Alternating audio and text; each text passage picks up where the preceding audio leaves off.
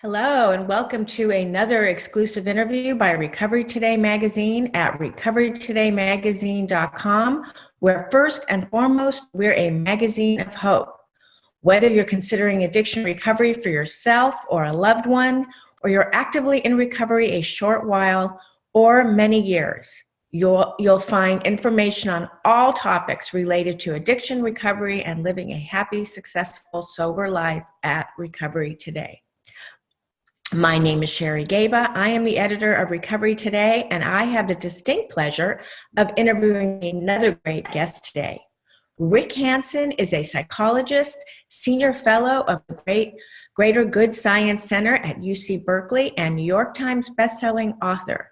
His books are available in 28 languages and include Resilient, Hardwiring Happiness, Buddha's Brain, Just One Thing, and Mother Nurture. A summa cum laude graduate of UCLA and founder of Wellspring Institute for Neuroscience and Contemplative Wisdom, he's been an invited speaker at Oxford, Stanford, Harvard, and other major universities, and taught in meditation centers worldwide. In 2016, he gave a keynote address at the annual meeting of the American Psychological Association. His work has been featured on the BBC, CBS, Radio, New Zealand, and other major media. His free offerings include the Just One Thing newsletter, over 120,000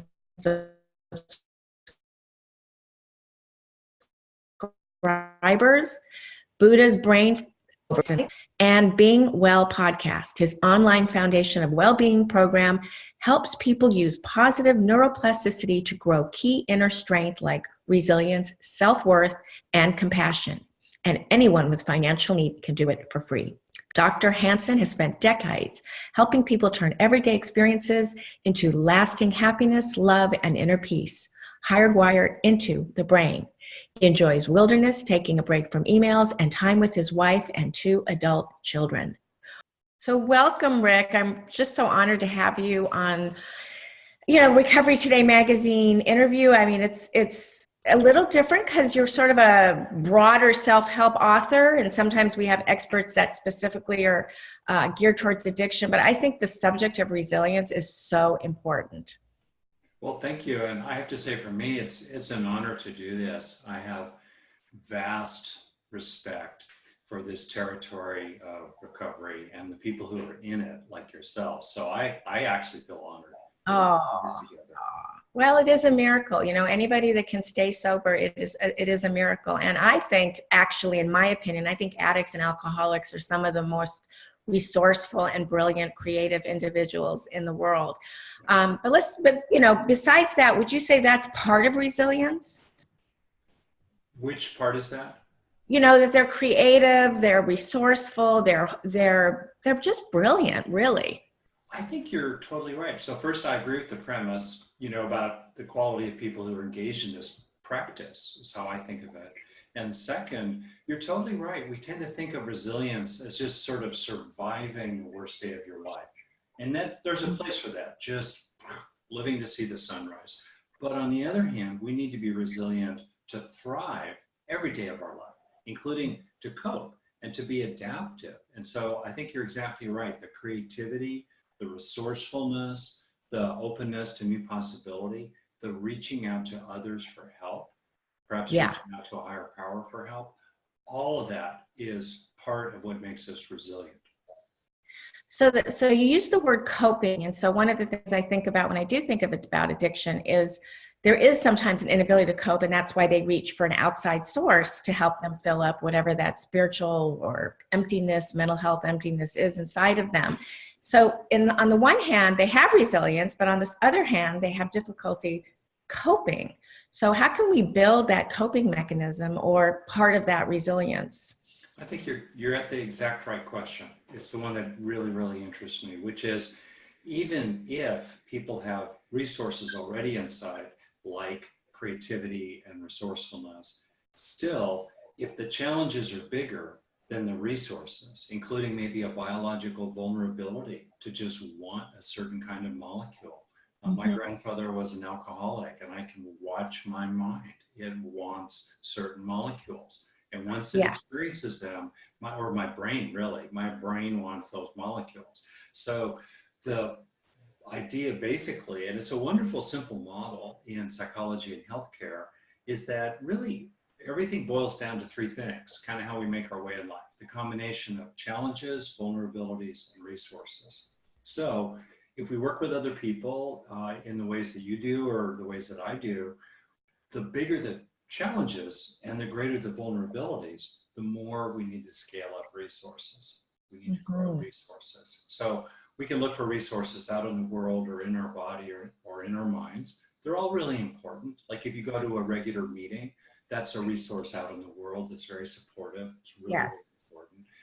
And at the same time, though, it's really important to develop resources in your mind. I'm a psychologist, that's my focus, especially from the standpoint of neuropsychology, informed by the wisdom traditions of the world. How do we grow the good inside so that it sticks to us? That's the issue too. We've all had the experience. You know, you go to a meeting, you go to a therapist, you read something in the book, you have a passing thought, oh, I gotta be better.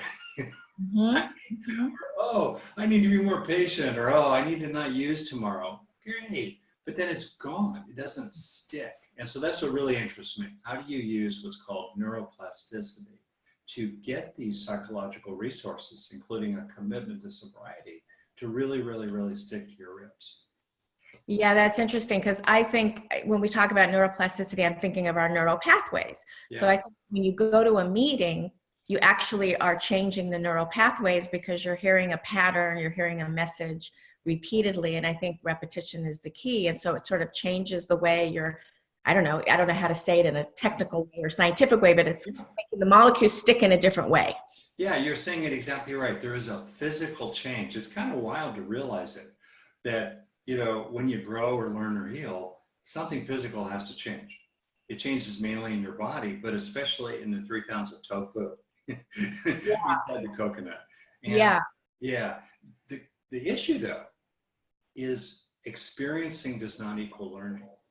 Just because people go to a therapist or a meditation retreat or a meeting, or they walk their dog and they have a good moment, doesn't mean it's going to stick to the ribs. Doesn't mean it's going to produce lasting neural change. That's what's really interesting. How do we move, in a way, from state to trait? How do we really help it stick in? And you're totally right. Over time with repetition, some of it kind of, like you're throwing up mud on the walls, it'll stick.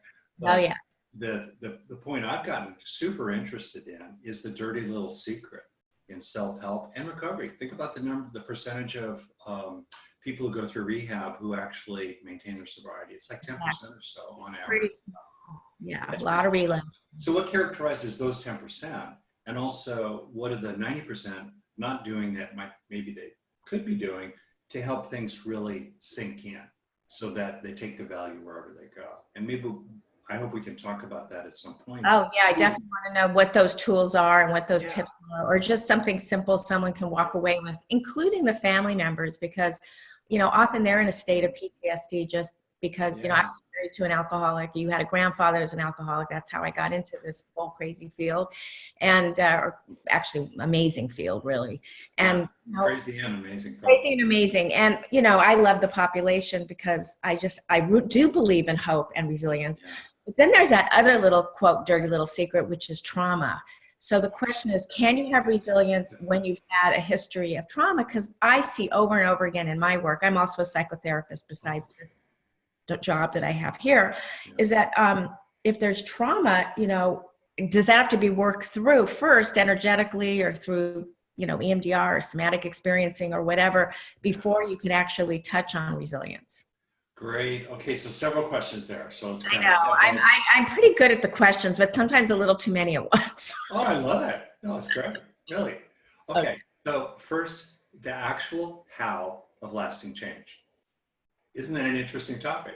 We're in the change business. You and I together, we're therapists, right? We're in the change business. 5th grade school teachers, kindergarten teachers, and I think there's a special place in heaven for teachers. I want to be really clear about this. Yes. We tend to, but just think about a typical kind of humble 3rd grade teacher. Fine. That teacher has a theory of learning, has a theory of change. That teacher is working with ideas about how to help the kids change their brains in lasting ways So they learn whatever they learn in third grade. And actually how to help the kids become active agents of their own learning process. That third grade teacher is trained to do that, so the kids learn things like multiplication. Well, in the world of self-help, recovery, human potential, mindfulness training, et cetera, there's no theory of social emotional change that lasts, right? That's what I've really developed for myself. So people can learn more about my material on my website. You'll probably put up the notes, rickhanson.net. It's almost all freely offered. It's really important to me to, just like you, offer it freely. Yes. The essence, so now I'm going to tell you how to do it, all right?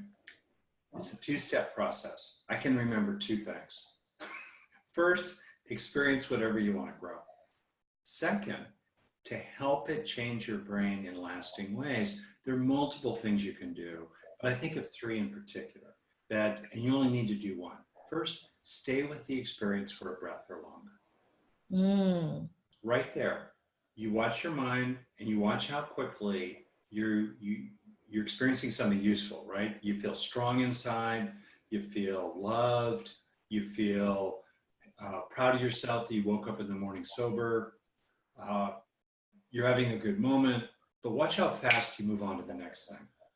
And that's a lot, frankly, the addiction population tends to be full of people who, for various reasons, including trauma and temperament, you know, distractibility, ADHD territory, spirited people, also people, they tend through both temperament and history to really move on to the next thing, chase the next shiny object, hunger, right? Feed me, feed me, feed me.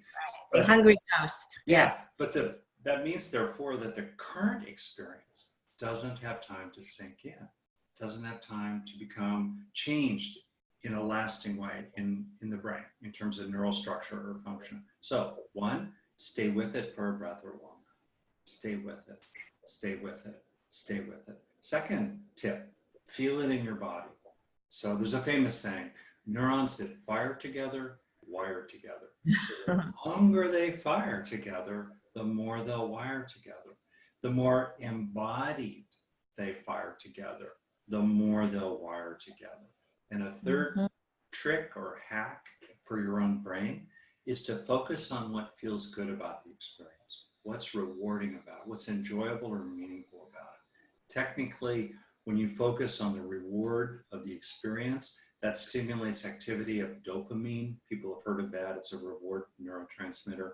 And another neurochemical called norepinephrine, which helps us be alert and, you know, to kind of recognize that something's valuable. When that activity increases, that increases the wiring together of the neurons and various mechanisms so that the experience, bit by bit, synapse by synapse, really starts to land.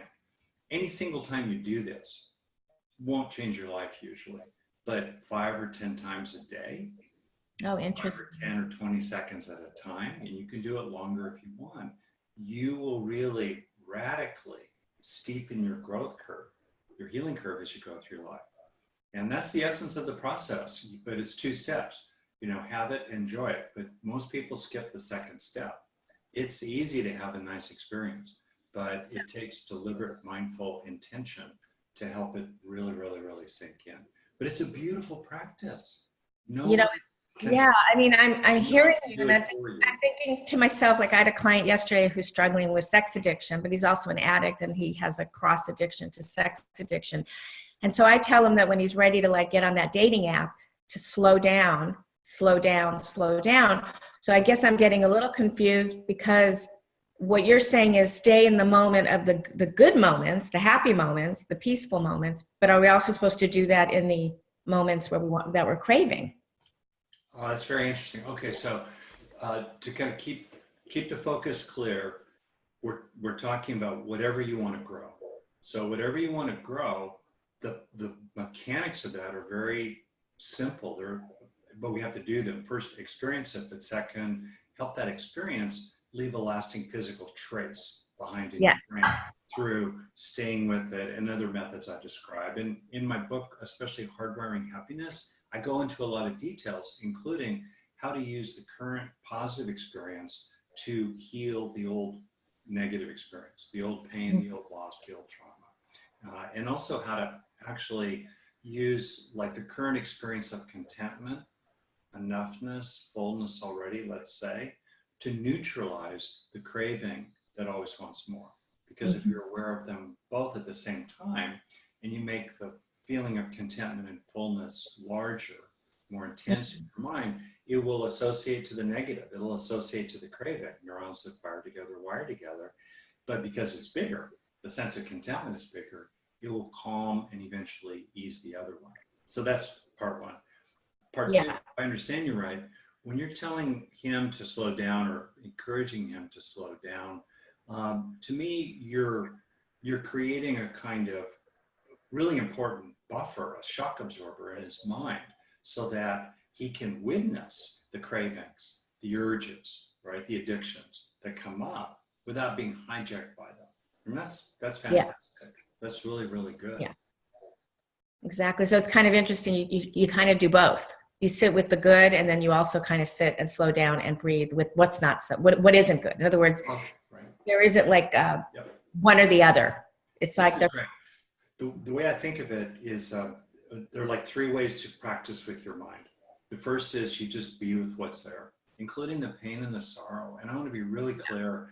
I'm not talking at all about fake it till you make it, or covering everything, or happy smiley. I grew up in LA. I saw a lot, too much happy smiley BS. I didn't look forward of it. Nothing like that. So one, we need to feel what's there, be with it, let it be. Yeah. But that's not everything. Some people make that everything. Like, so if that's not enough, right? It's where we start, but not where we end. We also need to let go. That's the second of the three ways to practice with your mind. To let go, to release the urges, to release the sadness, to release the trauma, blah, blah. And then also let in. That's the thing I have focused on. How do you grow the good? How do you replace what you've released? If your mind is like a garden, you can witness it, pull weeds, and plant flowers. So I focus on planting flowers because people forget about that one. And we need to have flowers to pull weeds. Plus, if you pull the weeds and don't replace them with flowers, weeds come back, right? Yeah, and I think addicts and alcoholics, and perhaps the codependent who's struggling, trying to help, the addict or alcoholic get sober, is they live in these stories and belief systems. They get stuck in these stories, like of whatever that story is. And that story keeps them, relapsing over and over again, or keeps that family member addicted to control, trying to control that addict or alcoholic. They just have this. In other words, they build neuroplasticity around these beliefs, it seems. Yeah. Or stories. I think that what we're trying to change in ourselves, what we're trying to grow in ourselves and let go of in ourselves, and also the container of all that, of letting be, of acceptance, of awareness. And for me, the ultimate container is transcendental. It goes into what the Buddha called the unconditioned, different names for God, essentially. People don't have to believe that, but that's my personal view of things and experience of things. That's a profound process altogether. Let's say, though, that one thing that you're trying to grow, and I'm working on this myself these days, is this, like, in other words, if you're a family member of someone who's an addict, is taking refuge and finding peace in knowing you've done what you could. You've tended to the causes, you've watered the fruit tree, but you cannot make it give you an apple. And that's a trait we're trying to grow in ourselves, that kind of serenity prayer, essentially, material, where you're just really centered there. And that's a profoundly important trait. And key question, how do you help it sink in? So it becomes more and more who you are, and for me, that's very straightforward. Identify what you want to grow, maybe because your good therapist like you tells you that it's useful. And then once you know what it is, or your inner wisdom tells you, slow it down, think in, help it establish itself in you, including here, this attitude of inner peace, that, I've done what I can, I love you dearly, and I can't make you. Okay. A lot of what I'm getting at is the importance of honoring the fact that we're animals. And what I mean by that is we have physical bodies that work in certain ways, and through appreciating how embodied we are, we really start taking into account how the body heals, how the body grows emotionally and psychologically, including spiritually. How do we help ourselves become who we long to be? You know, what I'm thinking as we're talking right now is one of the biggest defense mechanism of addiction is I don't have an addiction. In other words, denial.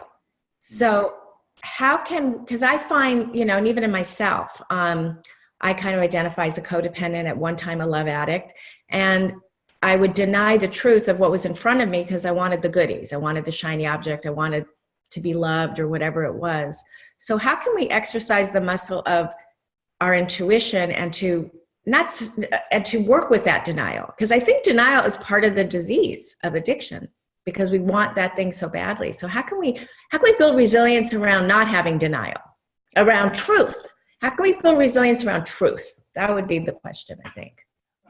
I think you're really getting at a deeply important question, which the way I would kind of restate it, but it's in what you said, is, you know, how do we grow the resource that is matched to the issue? So here, I think, why do people live in denial, or why do people live in delusion? Why do we hold on to our views? Well, as you know, as a therapist, we do it because that serves a function. It keeps, typically the function is it keeps certain feelings at bay. You know, as long as I'm in denial, I don't have to feel certain things. I call that the dreaded experience. So we want to you know, not risk the dreaded experience. So then the question becomes, what resources can we grow inside ourselves that would enable us to tolerate the dreaded experience? So what would enable a person, for example, to be humble enough to admit that they're addicted to something, or that they have a real problem, right? And that's where I think what people often would feel if their denial were to go away is they would feel versions of shame or inadequacy. Something's wrong with me. They'd have to admit fault. They'd have to be humbled in front of other people. So what are the psychological resources that help us tolerate shame, help us tolerate feelings of inadequacy or humility or remorse, really remorse, including the harms we've done to ourselves, right? Not just harms we've done to other people. Right. So that's where growing inner resources like feelings of worth, feelings that others really do love you, even though you're fucked up. That's a technical term. Right. Edit it out, I don't know. But anyway. It's all good. Yeah, it's all good. That's a resource. So then you look for ways to build up that sense of inner worth, let's say, including your own natural innate goodness, maybe reaching down to a spiritual spark inside. And then, so again and again, you take in experiences of feeling of worth, of natural innocence, natural purity. Others care about you. Your dog cares about you. The hot dog vendor cares about you. People say, well, I can't do that because no one cares about me. And I would say, well, did the hot dog vendor smile at you? Did you have a little friendliness with the guy you got coffee from? You know, when you're walking through the park, is there a moment of warmth with some other person? When you're online and you offer a comment on somebody's post, and the other person appreciates your comment. These are many, many opportunities we have throughout the day. They don't have to be huge. They can be really small, and yet they're very real. Again and again, we can feel them and then take them into ourselves. So to me, that's super helpful. So on a non-scientific basis, what do you think about the law of attraction? I mean, the whole idea of what you put out into the universe is what you get back. Are we kind of talking about that in a way? I think there are two ways to think about the law of attraction, all right? One way is down to earth, common sense, practical. We all know that if we set our intentions in a certain direction and we start taking action in that direction because we're motivated in that direction, we're more likely to produce a result. Yes. Right? There's a place for that. Also, as we develop ourselves, other people are drawn to us.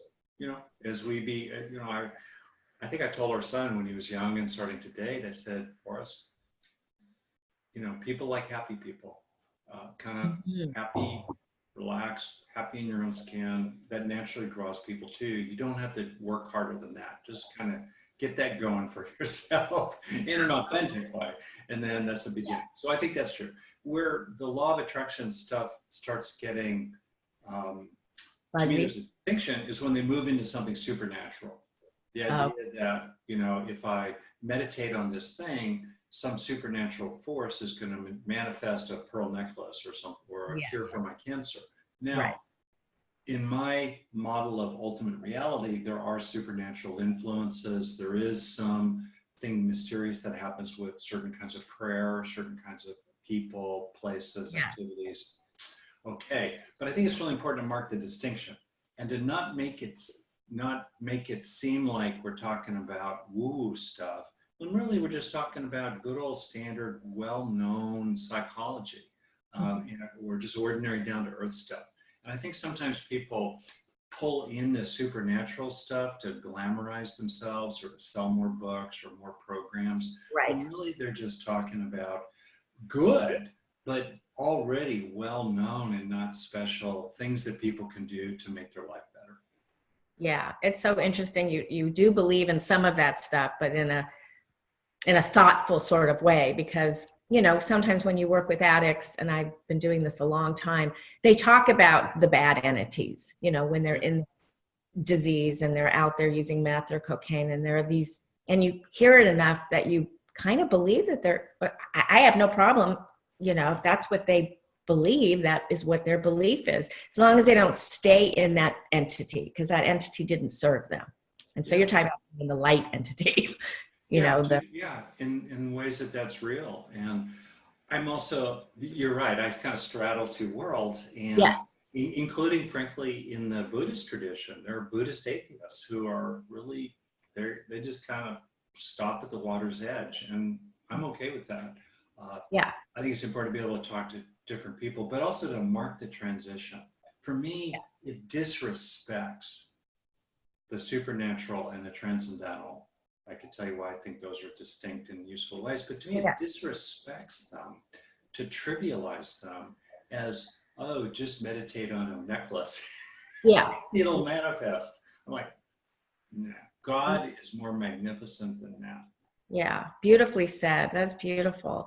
So some of these emotions like sadness, anxiety, hurt, or anger, where is the place for those? What are there benefits to some, because I know we're talking about having a container for allowing everything to be there. So where can we allow those things to show up, but not, take over, not hijack us? Like you said. Right. I'm glad you emphasized that foundational practice of being with whatever's there. Feeling the feelings. Now, maybe, like for myself, the way I put it is I emptied the bucket of tears from my childhood, one spoonful at a time. That's all I could do, one at a time. Then I would back away, but I kept coming back into it. Peter Levine, you probably know, a great trauma teacher, talks about pendulating. It's his funny word for a pendulum. In you move into the pain, then you swing back into the resource, then you move into the pain, then you come back into the resource. Yeah, I'm actually a somatic experience practitioner. Okay, great. I love that because it allows everything to be there. Yeah, that's right. No shame in any of it. Just, that's right. Then here's the distinction, though. And to draw on, the Buddhist teachings, he made this distinction between the first dart and the second dart, the first arrow and the second arrow. The first arrow is the innate discomfort in life. You get a toothache, you lose a friend, you see a hungry child or refugee on the other side of the world, or here at home, your heart is moved by that. That's the first dart of life. So let's say anger moves through, sadness moves through, fear or shame moves through, kind of the four major negative emotions, quote unquote. They move through. That's like the first darts, and that's part of life. So we try to be resourced enough to tolerate that without overreacting to it. That's the second dart. When we react to our reactions, when we get caught up in our anger, it's one thing to have anger move through. It's another thing to turn that into rage against other people. It's one thing to, let's say, feels sad, it's another thing to try to make the sadness go away by overeating or doing something else. And so to me, that's the key distinction, to watch inside your own mind. Yeah. Let it flow, or are you feeding it? Are you following it? Are you chasing it? And there's a lot of research about the negative effects of rumination. I'm kind of pointing at my head because technically a lot of what happens when people are ruminating, and they're using activity in the midline of the cortex toward the back, the default mode network. And most rumination is negative. It's not like we're just kind of, oh man, I'm such a wonderful guy, I don't need to be a jerk anymore, it's all good. No, we're like, Usually the negative stuff. Yeah, I've been cheated and mistreated, when will I be loved, right? Or I'm a piece of shit, excuse my French. Yeah, exactly. And not good. So it's really important to pull out of, I call it the simulator or the ruminator, to pull out of those little. I love that, the ruminator. Yeah, get out of the ruminator. And little trick for people, I'll give you 2 tricks to do it that are neurologically based. One thing to do is to feel your body as a whole. Most of the time, we're aware of one sensation after another, here or there, but to slow down and go, wow, my whole body. So imagine, like, the left side, the right side, and the left and right together. The front, the back, the front and back together. Bottom, top and bottom together. Feel your whole body. What that does is it activates networks on the side of your brain, especially the right hemisphere for most people, because that does holistic gestalt processing. And what that does, when you activate these networks on the sides, it deactivates the ruminator. So you're saying thinking about your head to your toes? Say that again. You feel your whole body at once. You can do it right now. Feel your whole body at once? Yeah, it's like as you breathe, feel the whole body, experiencing the whole body while breathing. And at first it's a little, you're not used to it. I think people who are like dancers or yoga teachers or native people or people who live in the woods more, they're more natural this way. I don't do it, but you can do it. Feel your whole body. That's a trick that will pull you to the ruminator. Another one is to lift your gaze to the horizon. Very often when we're in the ruminator, we're looking down, and that makes things very self-referential, because if you think about it, in the ruminator, it's all about me. Yes. I'm a piece of shit. They did me dirt. Why won't anyone love me? What's wrong with me? It's about me, right? And it's negative self-preoccupation. So when you move your gaze out to the 10 feet away and then the horizon, and then you go up to the heavens, you just watch your own mind. It's instantly calming.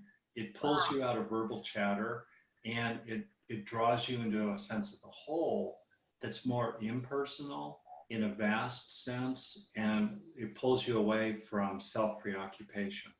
So in your books, Rick, do you have a lot of these types of tools? I think these could be really helpful for. Yeah, they really are. And I geek out, of course, on like, whoa, man, what's going on? That's cool, right? But I'm super practical, and I really encourage people to check out my online stuff. It's freely offered, most of it. There's some great programs that are cheap, they're well organized, including super bite-sized things. I have a thing called the monthly meditation program that literally is like one meditation a month guided, that's, as well as weekly things you get, very inexpensively. Perfect. And yeah, so there's a lot of stuff like that. I think, I'm not trying to pitch science or Buddhism. I'm just drawing on practical traditions. And I think the Buddha is a great example. He was very practical. He was really interested in what was practical. I think you're weaving the two together beautifully. I mean, that's kind of how I see you and your platform, your message. Before we close, I do want people to get information again where they can find you, but I did have one more question. Yeah, for sure. About ego, selfishness. They say that addiction is a selfish disease. And of course, when they're in the disease, they can be very selfish, narcissistic, sociopathic, whatever. But then, then they get into their program and that becomes their focus. So where's the line between, taking care of yourself and selfishness or ego? That's such a great question. You're great at this, by the way. So thank you, Rick. I love it. I was I was a journalism major when I was a young girl, and I wanted to be, to do this. And then, of course, life took me in a different direction. So thank you. I really appreciate that. Oh, yeah. Well, to cut to the chase, to start at the end in a way, it's really remarkable that if you actually take in the term narcissistic supplies, social supplies, Yeah. you actually take in being admired by others, approved of by others. If you actually take in the feelings that you're actually okay, not so much of a jerk, you're kind of cool actually. If you actually take it in, it makes you less hungry for getting these from the outside in. And I think a lot of people who are narcissistic, say, and they look arrogant or selfish or something, that's because deep down in the core of their being, they don't feel. So it's not authentic, is what you're saying. It's not a strategy to get something that was missing, very often when they were young. Now, maybe it was missing because there was a mismatch between their temperament, which was more skittery and jittery and hyper and spirited. And so even if the people around them were kind of normal range, loving, it didn't have time to sink in, or maybe actually they were really let down, including or really abused, utterly betrayed in a family relationship or someone they trusted, like a priest, let's say, or something like that. And so the point is, it's paradoxical. I mean, I come from a tradition that's about releasing the self and realizing that there's a person, but not an ego. There's a person that's happening here, but there's not some entity inside. Right.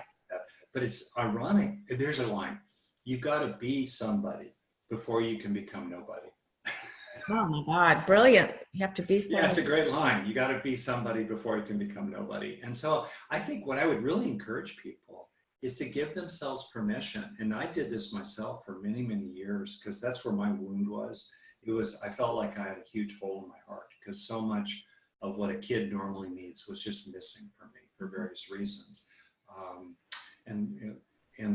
Well, I can tell you, if you had a grandfather that was an alcoholic, there definitely was some untreated, Al-Anons going on. And, I mean, without analyzing, I could just, that there is definitely, it gets a ripple. No, I can see the impact of that on my mother, and then the impact on me.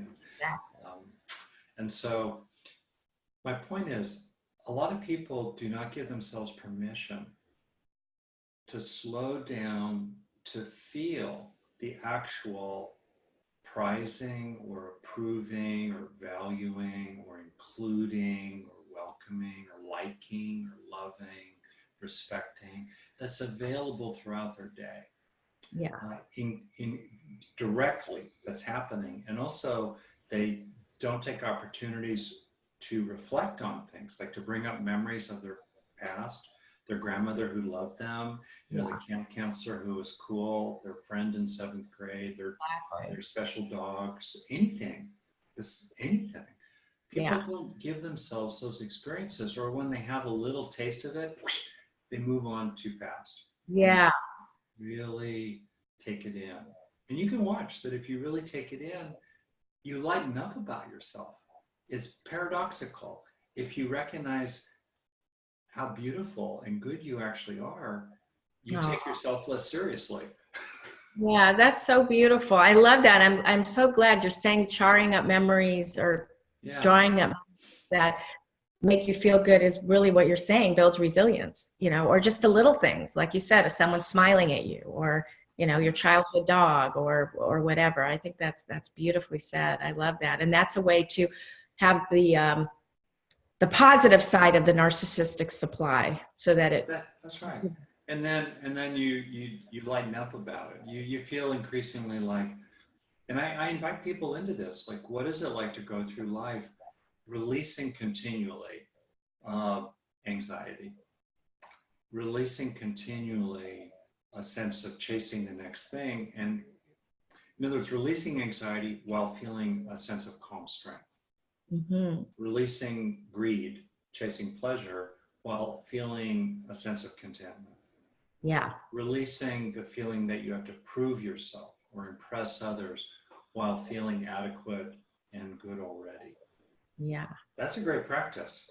Yeah. Yeah. I mean, again, it's bringing everything in. It's allowing both. Yeah, that's right. That's really right. And for me, from a, you could say, a human potential perspective or a spiritual perspective, I'm talking here about the machinery of craving and really releasing it, but in a far-reaching way. Replacing, there are three kinds of craving, in my view. One is the craving to end pain. The other is the craving to get pleasure. And the third is the craving to hold on to connection. All right. So I think that's a book, Rick. I think I actually wrote it. Oh, okay. Because that's like, that's like addiction. 101, right? Maybe I should do that. I'm not a specialist in addiction. I have great respect for it. And I'm really happy to offer what I know for it. But yeah. So that was really beautifully said. Yeah. How do you replace that craving? And so to me, that's a real deep matter. And one major way to do that is to develop the feeling inside yourself that you're already safe enough. You're already strong and at peace, so you don't have to fight pain. You don't choose it, you work with it, but you don't go to war with it. You're not walking around, in fear and anger and helplessness. And the same thing with chasing pleasure. You grow the sense of gratitude and gladness and contentment already inside. So you enjoy the next t-shirt, you go, or whatever you get next, or next cup of coffee. I like coffee, I like, it's okay. But you don't get it. You're not hooked on it. And the same thing with relationships too. You help yourself feel loved enough and liked enough already, including, here's a key point, a lot I see in the addiction world. The truth is, people would say, well, I don't feel loved because I wasn't loved. Okay, I get it. It's true. Or I don't feel liked or loved because, most of the people around me really suck, or the people I used to have fun with, I need to stay away from because it takes me down the drain. What do? It's wonderful to appreciate. It's almost magical. If you're loving yourself, along the way. Love is love, whether it's flowing in or flowing out, right? Including broad forms of love, like liking or compassion or kindness or seeing the good in others. I've done a practice often where I'll deliberately look at people I don't know and take 5 or 10 seconds to see the good in them. Oh, that's beautiful. I think what I'm hearing you say too is sometimes people, addicts, codependents, whoever, have trouble receiving. That's really sometimes. I think that's a lot of it. But I guess maybe we've circled back to where we started, your point about resourcefulness. Yeah. This idea that you're never dead in the water. And even when there's not much, if any, love flowing toward you, you can always mobilize compassion and kindness, friendliness, a commitment to justice, standing with people who've been mistreated, in common cause, whatever it is for you. You can mobilize that and be healed in the heart in the process, even if not enough truly is flowing into you. I'm kind of hearing a little positive psychology when you say those different, when you. I think that's cool. For me, it's very old school. It's self-reliance. It's probably. Say it a certain way. It's like, fuck them. I'm on my own now. What am I going to do? Right? Yeah. Got to get it together and look to see what's going to help me be happier and more effective every day. So for me, it's positive in the sense of resourcefulness. I'm a scruffy guy. I've done a lot in wilderness. I've done a lot of business, and I'm polite. My family culture comes from North Dakota. We're polite, but don't mess. It's kind of like that. How do you do that? But for me, the spirit of this is very scruffy. We're not going to be defeated. Right. And that's how you ended up in the resiliency business. That's true. Kind of at the core. Well, I love this, Rick. I really appreciate you. Grateful that you did this interview, and please let me know, that our audience know how they can find you and all your resources. Oh, thank you. Best place is my website, rickhanson.net. A lot of wonderful things offered there. I want to put a plug in for the online programs we offer. They're well structured, they're well priced. They're solid, they're really effective, and people can do them at different levels and different kinds of tastes. So I would just say, go to my website, check it out, Rick Hanson, SOM.net. Tons of freely offered resources, and for professionals, for people like yourself who work in this territory in all kinds of capacities. You're really invited to take the material there and to use it however you like. I love that. I love that. Well, thank you. Thank you again. And thank you, Sherry. It's great. And thanks to your dog.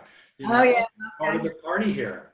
And then I have another one, Vanilla, sitting down there, but can't really grab her while I'm holding this one, but yes.